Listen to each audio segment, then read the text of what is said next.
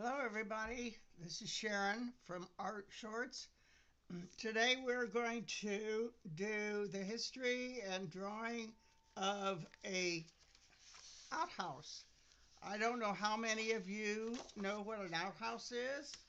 Um, Way back when, my grandma and grandpa had an outhouse, and us kids had to go out, and that's where we went to the restroom. They didn't have a house inside. So today we're going to use our pencils, and you can use any pencils that you want to use. Um, and we're going to draw outhouses. Um, Outhouses are like rectangular, so this should be quite fun to do. I'm going to get set up here so that you can see what I am doing. Now I am, I'm just going to be lazy, and I'm going to use my phone to start this outhouse, and I'm just going to draw around my phone.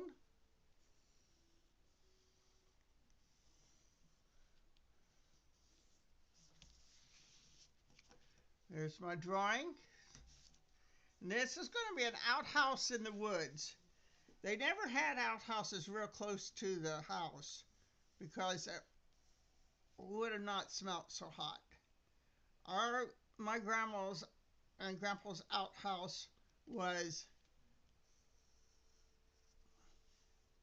what I used to call a three-holer. They had 8 children, so they had to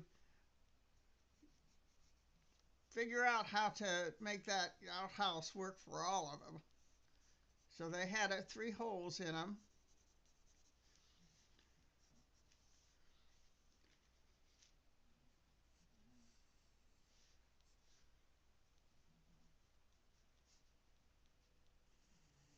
Now I've got my trusty eraser here that we can use, and this doesn't have to be a perfect. There's no such thing as a perfect outhouse. They used their leftovers from everything to make their outhouses.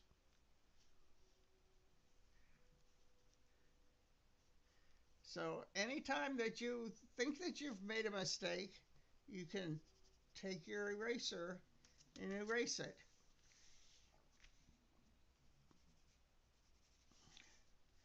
Now, outhouses are built like a box.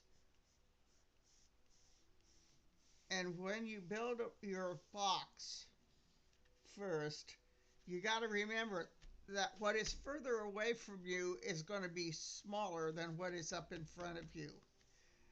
Plus the fact that it sort of slants back, and you've got to make the slant at the top and the slant at the bottom be approximately the same.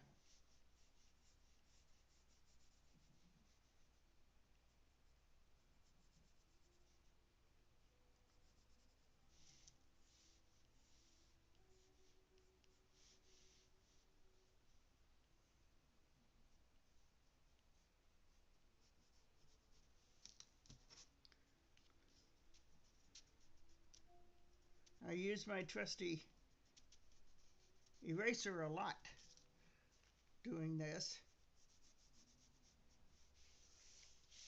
Now, remember that the outhouse was made with pieces of wood that were left over and thrown away.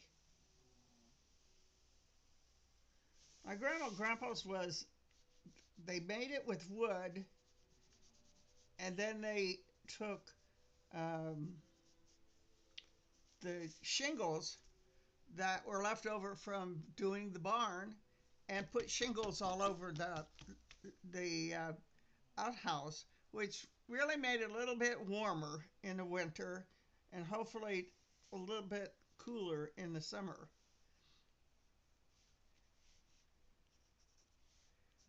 And that's the beginning of my outhouse. Now, every once in a while, my grandma and grandpa didn't, but a lot of people didn't have. There's people that come with big trucks and would clean the big hole that was under the outhouse out, so that would make room for uh, them to use it for a longer period of time. So, but some people didn't have these people with big trucks to do that. So what they would do every time that they had the big hole under the outhouse filled, they would move the outhouse and cover up the big hole so that what was down there would not smell. Now, since there was so many shingles on my grandma's house, they called it the blue end.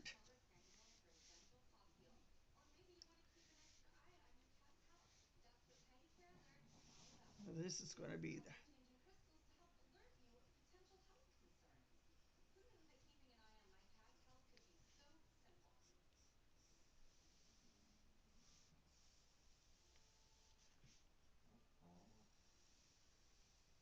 Now there was plenty of room between these pieces of wood that were nailed together that you could probably see through them, little cracks and crevices. They also this one is got this whole area up here that was open. So if there was any smell that needed to get out, that could go up there. Also, there was two things you when there was outhouses where lots of people were, they would have one for the men and one for the women. The women's would be a half moon or a crescent moon, and the men's would be the sun.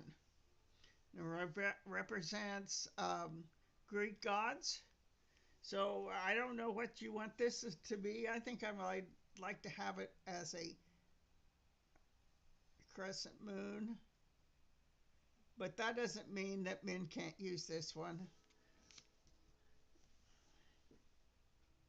I think when people that still have outhouses, which is very few,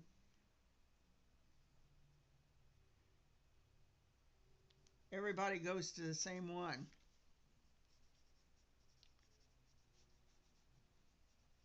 This outhouse is in the woods, in a forest behind the house.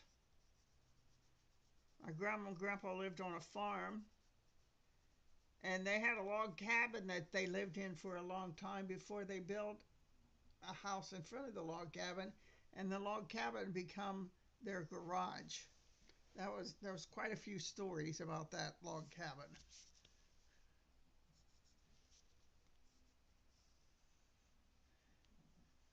Now, when you get all of the lines that you want to put into this log cabin or this outhouse, you can start making those lines heavier.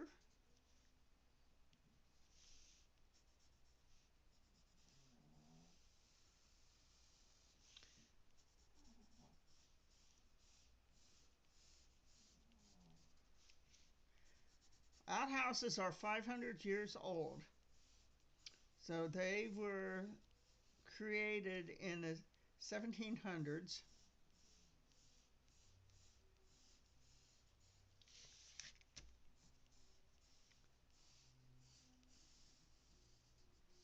Before that, they didn't have anything that where they didn't have any bathrooms or any place where people could go. So they would dig holes and bury their waste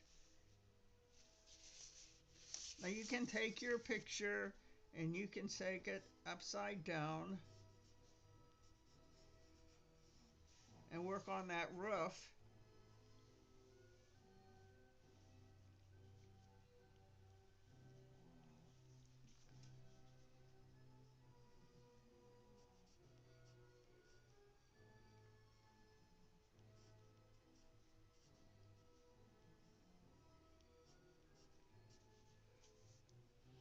I'm going to be putting this outhouse into the woods, and they would put vines and flowers around their outhouses, mostly to make them smell good and look a little bit better. Um, I'm going to erase this moon and sun over here, and then we're going to start putting in the background.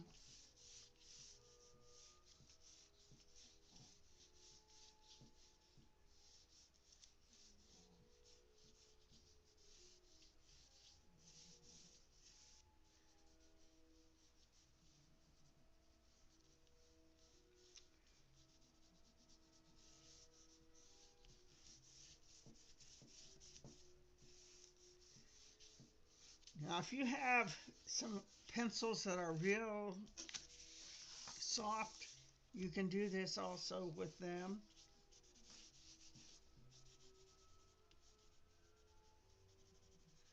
I am going to go over the whole thing. I've got my pencil sideways.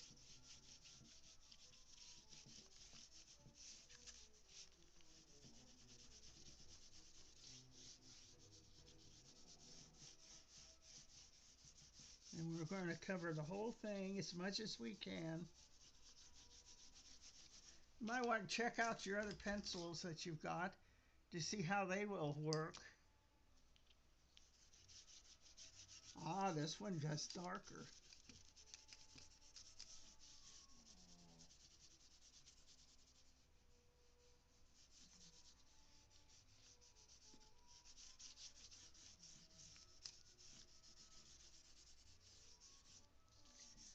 Then we can just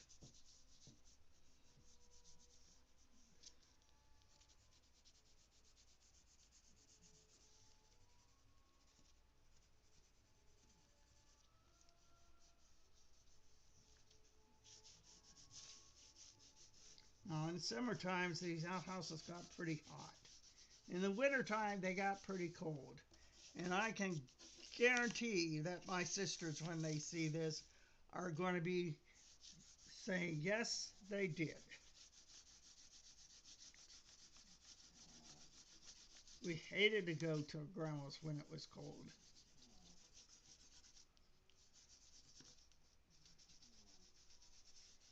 I mean, we liked going to grandma's, but we didn't like going to that outhouse. Now, they don't have outhouses now. They got porta-johns, and they're all metal. They have no character at all.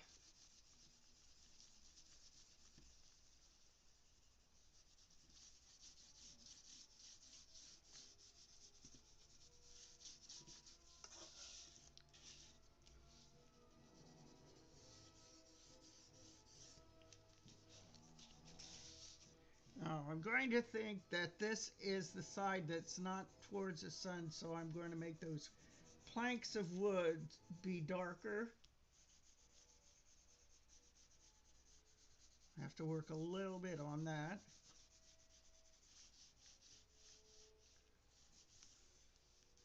And of course, you have to make the ground be darker too, where they are at.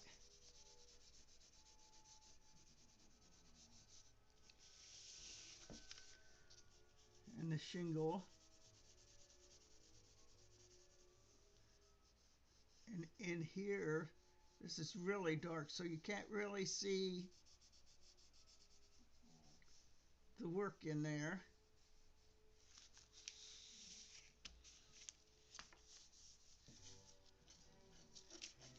Now, one thing you can do with your kneader eraser is make your trees look light.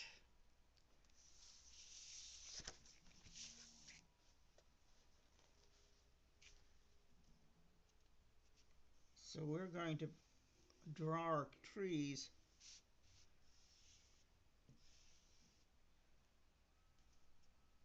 with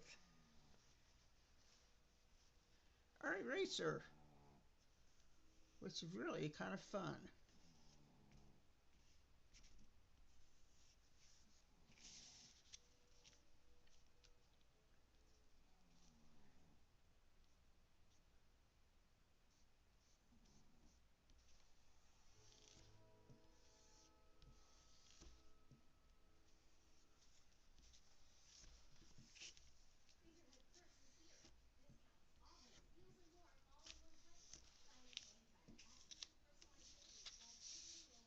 Now, after you get done drawing with this, if you want to go back with your colored pencils and work on this, you can, or your crayons, or whatever you have.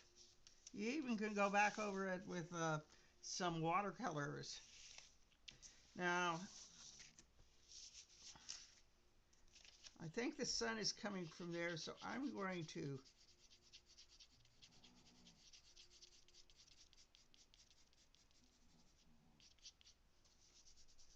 make this a little darker in here.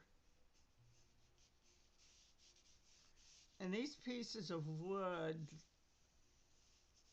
have some beautiful graining in them. I always like to look at pieces of wood. I like to uh, paint barns on pieces of very old wood. I've got a friend that brought me 100-year-old wood recently, and I'm getting ready to paint some barns on them. That's going to be a lot of fun.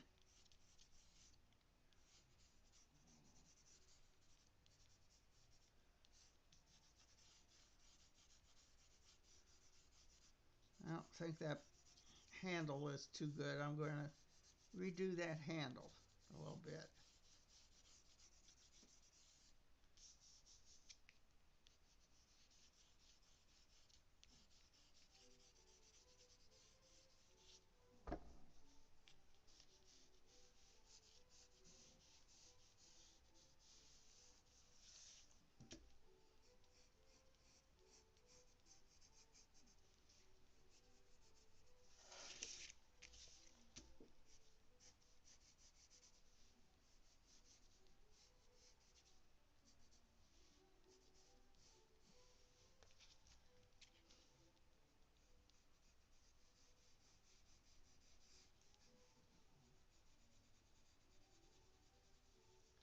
There we go.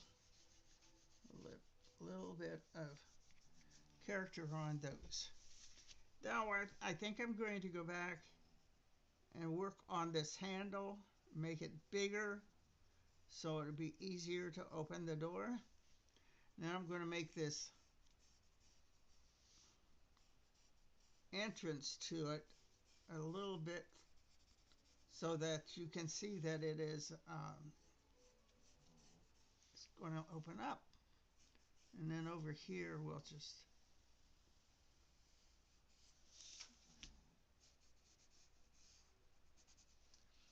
and that is the door to the outhouse. Now, when you get ready to use your colored pencils and do that outside, you can use all colors of greens, and then you can take your pencils and draw vines up the side, like some plants that grow up the side, and some of them were tiny plants that would grow up.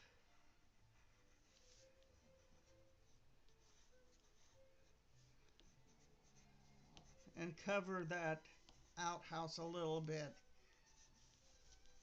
And all those little vines have lots of little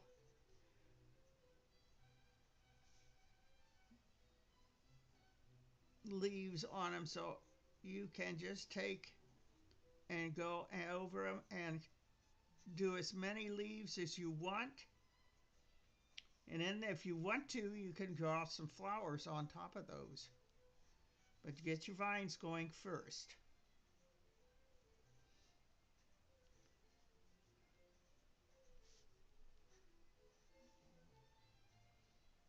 Have the best outhouse ever. Now, if you go to a park, some parks do have where you stay and you camp. Some of those parks have outhouses in them. Um, I think I go to Pike Lake sometimes, and they have outhouses there for the primitive campers that bring their tents and camp. I think I'm a little too old to do that anymore, but it was fun when I used to do it.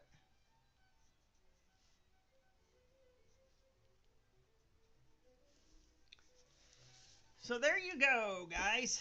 Now I want you to create the best one you can and then put it on the internet for other people to see your outhouse and tell people about your outhouse and what's the history of them. That they're 500 years ago, somebody created the first outhouse.